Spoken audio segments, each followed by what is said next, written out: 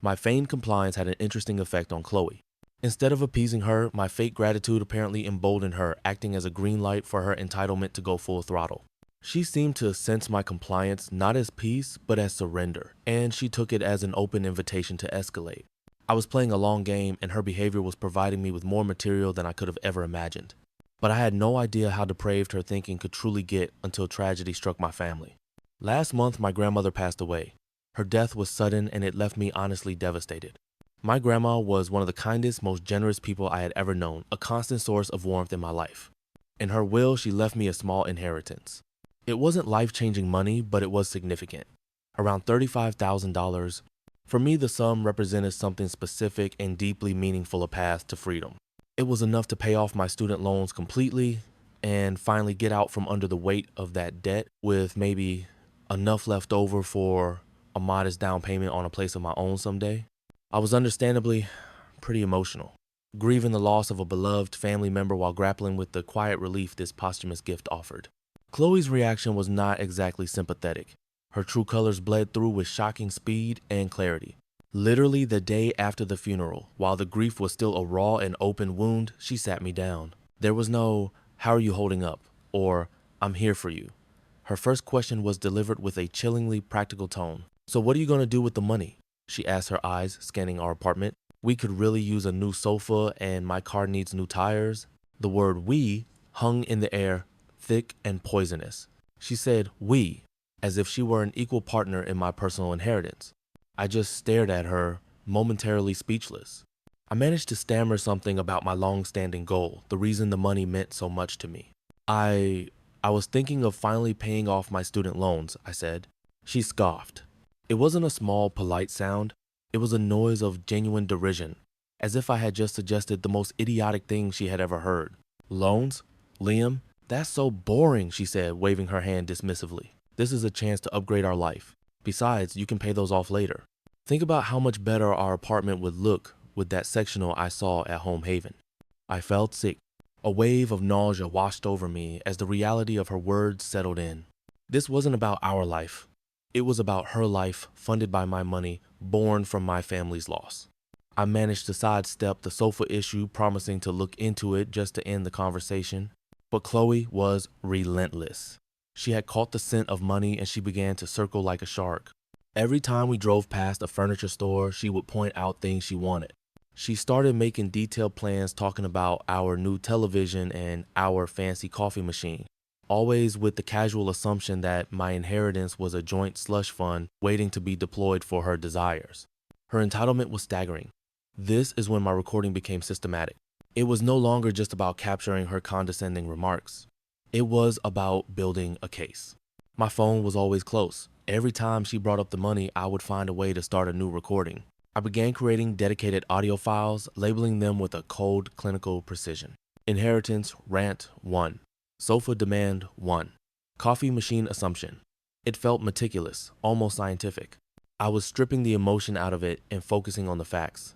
I was collecting data, and the data was painting a horrifyingly clear portrait of the woman I live with. Her greed was a crucial part of that picture, a foundational element of her character that I needed to document perfectly. The rants about my inheritance were damning, but I knew they were just the foundation. Her professional arrogance, I suspected, would soon provide the explosive material I needed to complete the case against her. As I suspected, Chloe's professional arrogance would soon provide the explosive material I needed, and I didn't have to wait long. At her marketing job, she had always cultivated an image of being an unappreciated visionary, a genius constrained by mediocre minds. In reality, she was a bit of a slacker, known more for her constant complaints about her boss, Mr. Harrison, and her colleagues than for her actual contributions. She genuinely believed she was the only one on her team with any real talent, a belief that made her recent disappointment all the more volatile. A few weeks ago, she had been passed over for a promotion she was utterly convinced she deserved. The position went to her coworker Brenda, a woman Chloe had often dismissed as an unimaginative drone. The day the news broke, Chloe came home in a state of pure fury. She burst through the door, and I, sensing the impending eruption, discreetly placed my phone on the counter and hit record. For the next hour, I was treated to an uninterrupted vitriolic rant that was more perfect than anything I could have scripted. This rant was particularly golden She paced the living room, her voice a mixture of outrage and disbelief as she detailed her absolute superiority to everyone she worked with. Mr. Harrison, her boss, was a clueless idiot who couldn't recognize real talent if it bit him. Brenda was a pathetic suck-up who only got the promotion because she was chummy with the higher-ups. Chloe laid out in exhaustive detail how she had been carrying the entire team and how fundamentally unfair the entire system was. Then came the line that I knew would be the centerpiece of one of my compilations. With venom in her voice, she declared that if Mr. Harrison didn't realize her true worth, soon she would make sure he regretted it. All the while, I played my part. I offered placid nods and a few well-timed interjections of, "That's so unfair, babe," letting her vent her spleen. Inside, my ears were turning. The evidence was piling up a mountain of her own words that would eventually bury her. The narrative tension in my own secret project was building to its climax. The final straw, the event that provided the last piece of evidence I needed, came in the form of a dinner party. In an effort to project an image of success and control, Chloe decided to host a small gathering for her family, her parents Richard and Beverly and her younger sister Olivia. Naturally, she wanted to impress them, and to do that, she decided I needed to step up my game. This meant I was tasked with doing all the cooking, cleaning, and serving as her personal assistant for the entire evening. With that same placid smile, I, of course, agreed. Just before her family was due to arrive, she cornered me in the kitchen. She looked me up and down, her expression one of utter condescension. "Liam," she began, her voice dripping with it, "I need you to understand something. My family is very important to me, and they're going to be assessing you tonight. Make sure you don't embarrass me." She paused for effect, leaning in slightly. "And remember, you're lucky to be here with my family. Most men would kill for this opportunity." She emphasized my family and this opportunity, as if I were being granted a rare audience with royalty. That was it. That was the final, perfectly articulated piece of entitlement I needed. It was the cherry on top of her self-aggrandizing sundae. I just stared at her for a long moment, holding her gaze, and then gave her a small, tight smile. The recording was perfect. "Wouldn't dream of it, Chloe," I said quietly. "I know how important appearances are." The collection was complete. As I served the dinner I had cooked, smiling attentively, while she took credit for it, my mind was already on the next phase. That night, after her family had gone home, the real work began. While she slept soundly in our bed, dreaming of the life she thought she'd secured, I was wide awake in the living room, meticulously crafting the 3 emails that would dismantle her entire existence. The dinner party guests had long since departed, leaving behind a quiet that felt charged with potential. This was the real work. With my laptop open and headphones on, I began the meticulous process of reviewing, snipping, and editing the hours of audio I had collected. It was a calculated, deliberate unraveling of her own making. I felt like a surgeon dissecting her words to expose the sickness within. I worked through the night fueled by a cold resolve. My goal was not just to dump a chaotic mess of audio on people, but to create undeniable targeted compilations. This had to be clean, professional, and irrefutable. The first package was for her boss, Mr. Harrison. It was a curated collection of her most egregious rants about her job, including all the derogatory comments about him being an idiot, her dismissal of Brenda as a suck-up, and most importantly, her thinly veiled threat to make him regret his decisions. The subject line would be simple and professional, regarding Chloe, last name, and workplace conduct. The second package was for her parents, Richard and Beverly. This one was more personal, designed to highlight the daughter they thought they knew. It featured her shameless and repeated demands for my inheritance money, her general disdain for anyone she considered lesser, and her casual cruelty. The third and final package was for her sister, Olivia, and her friend, Sarah.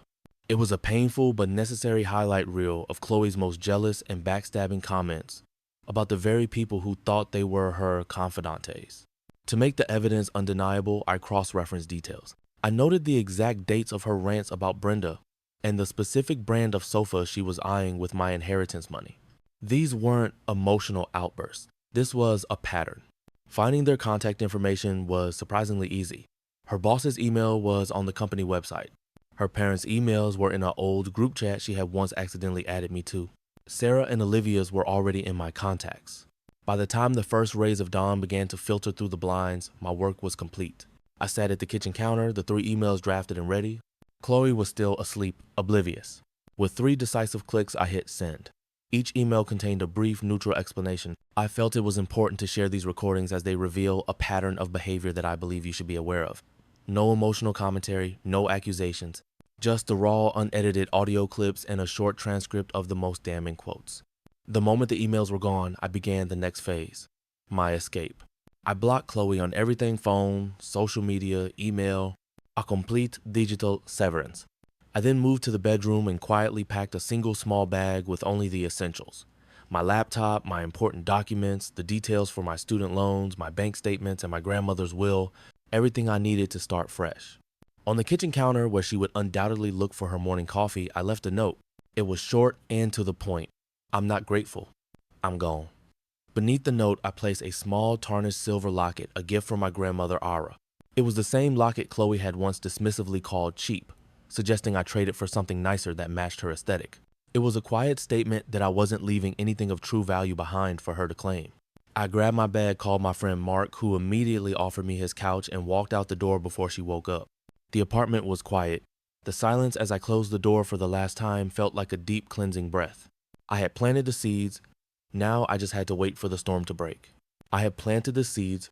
Now I just had to wait for the storm to break. It was a whirlwind that arrived faster and more furiously than I could have imagined. It took less than 3 days for her world to crumble. Hunkered down on my friend Mark's couch, I was just trying to process everything when the first ripples began. The phone call started almost immediately, but not from Chloe. She was likely still reeling from the note. The first was a voicemail from her boss, Mr. Harrison. His voice was grim but professional. "Liam, this is Mr. Harrison. I received your email. I need to speak with you urgently regarding Chloe. Please call me back as soon as possible." He sounded like he'd aged a decade. Next came a string of rapid-fire texts from Olivia, Chloe's sister. "Liam, what the actual duck? Is this real? Did she really say all that about me and Sarah?" Her messages were a chaotic mix of disbelief, raw anger, and a deep sense of betrayal. Around lunchtime, my phone started buzzing with calls from unknown numbers. I figured it was Chloe trying to get through on burner phones or from her friends' numbers. I let every single one go to voicemail. I wasn't ready to talk to her. Not yet. The real show started in the late afternoon. Chloe finally got through by calling Mark's phone, a number she must have dug up somehow. Mark, bless his heart, looked at me, raised an eyebrow, and put her on speaker. The voice that erupted from the phone was pure, unadulterated rage. "Liam, what the hell did you do?" she screamed, her voice cracking with fury. "My parents are calling me crying. Mr. Harrison just emailed me saying I'm on paid administrative leave pending an investigation. He said he's reporting me to HR for gross misconduct, and Sarah and Olivia have blocked me. You ruined my life, you manipulative psychopath." She was genuinely screaming.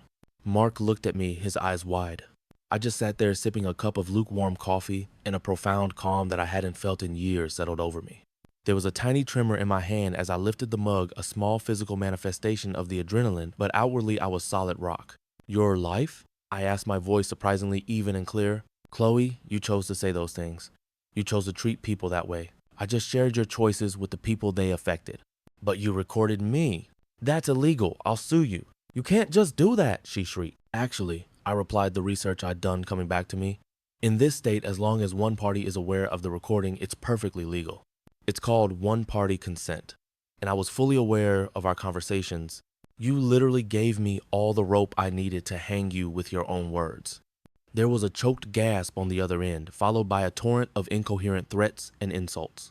She called me every name under the Suna monster, a pathetic loser, someone no one would ever love. I just listened patiently, letting her exhaust herself. When she finally paused for a breath, I spoke again, my voice still level. "Chloe, your entitlement knows no bounds. You genuinely believed you were above consequences. You wanted my inheritance for your sofa. You trashed your colleagues, your boss, your own sister. You told me I was lucky to be chosen by you. I let that hang in the air for a second. Well, I chose not to be grateful anymore. I chose to show everyone exactly who you are. I hate you. You'll regret this. You'll be alone forever. Maybe," I said, a genuine smile finally touching my lips, "but I won't be alone with you, and for that I'm truly grateful." Then I hung up. Mark was gaping at me. "Dude," he finally said, shaking his head in disbelief. That was savage and oddly satisfying. Later that day, the validation continued. Olivia called, still upset but also relieved. She and Sarah both thanked me for opening their eyes. Her dad had apparently told her, "We raised you better than this." A small victory, but a victory nonetheless. The immediate chaotic storm had passed and I had weathered it. 3 weeks later, the woman who screamed that I was a pathetic loser was unemployed, friendless, and crashing with a cousin she used to mock. Me? I had just paid off every penny of my student loans and was finally free. The dust had settled, and the consequences of Chloe's actions as revealed through my ongoing conversations with her sister Olivia were absolute. Chloe was officially terminated from her job about a week after being put on leave. HR simply couldn't ignore the recordings, especially her blatant contempt for company leadership. Her professional reputation in her niche marketing field was in tatters. Her parents, Richard and Beverly, had initially tried to mediate, but they finally cut her off financially when she started demanding they pay for her legal fees to sue me. She was socially isolated, with Sarah and her other friends wanting nothing to do with her. As for me, I was doing great. The first thing I did with my inheritance was pay off every single one of my student loans. The feeling of being completely debt-free was incredible, a physical weight lifted from my shoulders. I'm still staying at Mark's place for now, saving up for a down payment on a small, comfortable apartment that will be entirely mine. My future, not our future. There was one awkward moment when a casual acquaintance, Greg, messaged me looking for drama, asking if I was really that ruthless. I just replied, "Sometimes doing the right thing means making difficult choices." She made her own bed. He didn't respond. Not everyone would see me as the hero, but I honestly don't care. The experience taught me to trust my gut, to recognize the red flags of narcissism early, and to never be afraid to protect myself. I learned that justice, when executed calmly and methodically, can be incredibly satisfying. Not because I revel in another's misery, but because it feels like a necessary rebalancing. Chloe genuinely believed she was untouchable.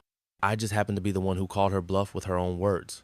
I'm dating again casually, and I'm hyper aware now. If anyone starts with even a hint of that self-important, "you're lucky to be with me" vibe, I have a zero tolerance policy. Life isn't perfect, but it's mine again. For the first time in a long time, I feel like I'm truly in control of it. The grateful boyfriend is dead. Long live the free man.